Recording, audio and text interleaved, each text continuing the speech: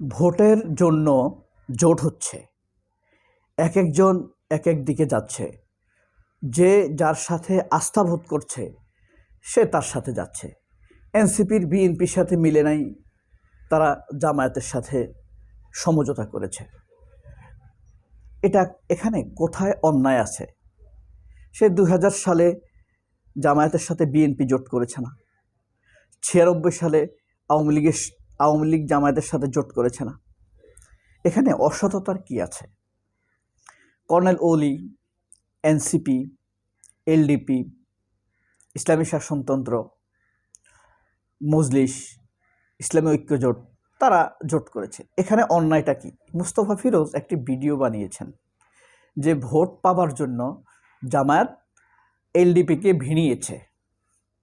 আচ্ছা, গতকাল টকশোতে দেখলাম এই আশরাফ কায়সার নামের এক লোক বলছে জামাত আস্ফালন করছে। এটা নাকি আস্ফালন। কত রকম অসততা, কত বিবেকহীনতা হতে পারে। সবচাইতে আশ্চর্য লাগছে মোস্তফা ফিরোজ এটা নিয়ে আশ্চর্য হই না মোস্তফা ফিরোজের এসবে। সে এখন পুরোই ও জাহিদ, রনি প্রেস সেক্রেটারি হওয়ার জন্য, বিএনপি ক্ষমতায় আসলে প্রধানমন্ত্রীর প্রেস সেক্রেটারি হবে এই আশায় তারা এই ধরনের মিথ্যা, সম্পূর্ণ ভিত্তিহীন কথা রটাচ্ছে। নতুন করে তারা নতুন বয়ান তৈরি করার চেষ্টা করছে। ভোট পাবার জন্য জামায়াত নাকি আস্ফালন করছে, দৌড়ঝাঁপ করছে। জামায়াত কি চাঁদা চাইছে? জামায়াত কি কারোর জিব্বা কেটে দেওয়ার হুমকি দিছে? জামায়াত কি কারোর ফ্যামিলিকে তুলে আনার হুমকি দিছে?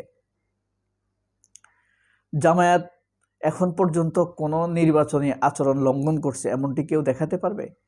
দেখাতে পারবে বক্তব্যকে বিকৃত করে মোস্তফা ফিরোজের মতো মিথ্যা কথা বলে। খুবই দৃষ্টিকটু এবং খটখটে মনে হয়েছে এদের কথা। এরা যখন কথা বলে কতটা মিথ্যা মনে হতে পারে, আপনি যদি মনোযোগ দিয়ে তাদের কথাগুলো শুনেন তাহলে বুঝতে পারবেন। মোস্তফা ফিরোজ আজকে এই যে কিছুক্ষণ আগে একটা ভিডিও বানিয়েছে, এই ধরনের কিছু মিথ্যার জবাব দেওয়া উচিত। কথা হলো, কত মিথ্যার আপনি জবাব দিবেন? জাহিদের মিথ্যা কথার জবাব দিবেন, নাকি রনির মিথ্যা কথার জবাব দিবেন, নাকি টেলিভিশনগুলোর সম্মিলিত আক্রমণের মিথ্যা কথার জবাব দিবেন? জামায়াতের ভুলের পরিমাণ বা অপরাধের পরিমাণ যদি বিএনপির কাছাকাছিও হতো তাহলে জামায়াতকে আর খুঁজে পাওয়া যেত না। এখন আমেরিকা জামায়াতকে চায়, আর ভারত ব্যতীত কোনো দেশ বিএনপিকে চায় না। এটা তো জামায়াতের দোষ না। জামায়াতের উপরে দেশের মানুষ, আন্তর্জাতিক শক্তি সবাই ভরসা করে, বিশ্বাস রাখে যে এরা দুর্নীতি করবে না, অনুদানের টাকা মেরে খাবে না। এ কারণে তারা জামায়াতকে চায়। কিন্তু মোস্তফা ফিরোজ বলছে এই যে কর্নেল ওলি, মামুনুল হক, এনসিপি, এরা নাকি ভোটের আশায় জামায়াতের সাথে খারাপ শব্দ ব্যবহার করেছে, জামায়াতের জোটে ভিড়েছে। আবার বলে যে অ্যালাইন হয়ে গিয়েছে। এরা প্রত্যেকটা জোটের নেতা স্পষ্টভাবে বলছে এটা একটা সমঝোতা, ইলেকটোরাল কম্প্রোমাইজ যাকে বলে, নির্বাচনকালীন সমঝোতা। নির্বাচনের বিধি লঙ্ঘন করেই তারা প্রতিটি পদক্ষেপ নিচ্ছে। তারপরেও এই মোস্তফা ফিরোজেরা চুলকানি দিচ্ছে, উটকানি দিচ্ছে। আচ্ছা, আপনার অ্যালার্জি হয় নাই, আপনার কোনো অসুখ হয় নাই, আল্লাহ আপনাকে সুস্থ রাখছে, আপনি ওষুধ খাবেন? তাহলে এদের কথার কোনো আসলে ভ্যালু থাকে? এদের মুখোশ উন্মোচন করা কি জরুরি নয়? এরা কোথায় পেল? এরা বলছে, এমনভাবে ব্যাপারটা দাঁড় করাচ্ছে যে এলডিপি লোভে আসছে জামায়াতের সাথে, এনসিপি লোভে আসছে, চরমোনাই লোভে আসছে। অথচ বাংলাদেশে যদি আপনি সততার সংগঠন হিসাবে হিসাব করেন, জামায়াত, চরমোনাই এদেরকেই পাবেন, ইসলামী ঐক্য জোট, এদের মধ্যে কোনো অর্থনৈতিক দুতিয়ালি নেই। হয়তোবা পূর্ণ দায়িত্ব এরা পালন করতে পারছে না, এরা রাষ্ট্র ক্ষমতায় নাই, পূর্ণ দায়িত্ব পালন করবে কিভাবে? কিন্তু অথচ তার এই যে অন্য বিএনপি জোটটা ধরেন, তারা যে প্রতিশ্রুতিগুলো দিচ্ছে, ধরেন এই যে ফ্যামিলি কার্ডের প্রতিশ্রুতি, এটা তো হইলো একটা শেখ হাসিনার মতো 10 টাকা চালের দামের চাল খাওয়ানোর মতো। ওই যে মতিয়া চৌধুরী বলছে না 10 টাকা ঘরে ঘরে চাকরি, 10 টাকা দরের চাল। এটা একটা সেই এই কারণে এটা মানুষ বিশ্বাস করছে না, মানুষ এটাকে ট্রল করছে। সাধারণ মানুষ এটাকে ট্রল করছে, তারা ভাবছে জামায়াত ট্রল করছে, মানুষ বিশ্বাস করছে না এটা। এবং তারা যে পরিমাণ মিথ্যা চড়াচ্ছে এগুলো মোস্তফা ফিরোজরা বলছে না। মোস্তফা ফিরোজরা ধরেন এলডিপি ভোটের আশায়, ভোটের লোভে তারা জামায়াতকে সৎ বলছে, জামায়াতকে বিশ্বস্ত বলছে, জামায়াত যুদ্ধাপরাধ করে না এসব বলছে, জামায়াত সুসংগঠিত দল এসব বলছে। এসব একটাও কি মিথ্যা?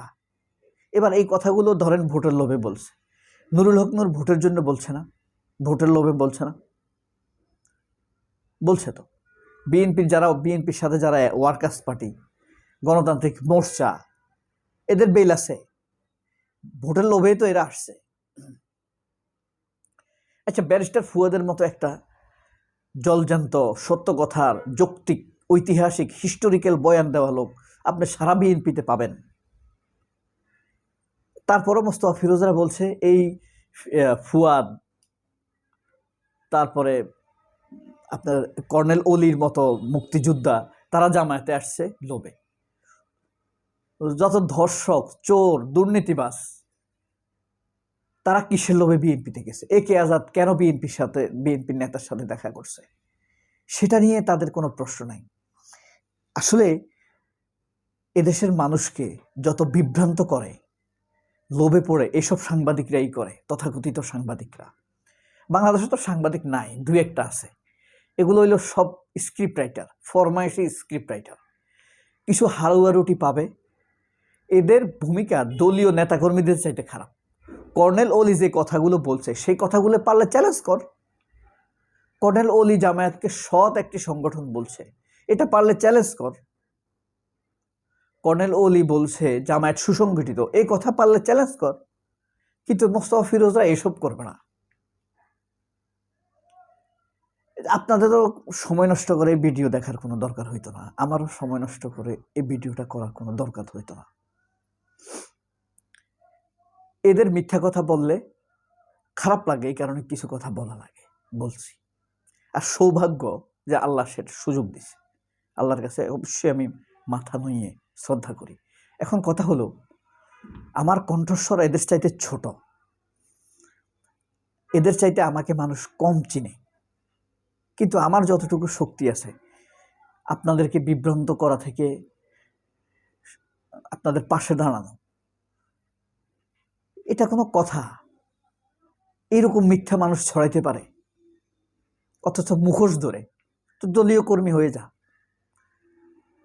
মানুষ তো সরল, নিজের যেটা ইচ্ছা সেটা প্রকাশ করে। তোরা তো লোভের জন্য করিস। অলি বিএনপিতে গেলে খুব ভালো হইতো, তখন সৎ থাকতো। এখন ভোটের লোভে আইছে। যাই হোক, সবাই অনেক ভালো থাকবেন। আল্লাহ হাফিজ, আসসালামু আলাইকুম।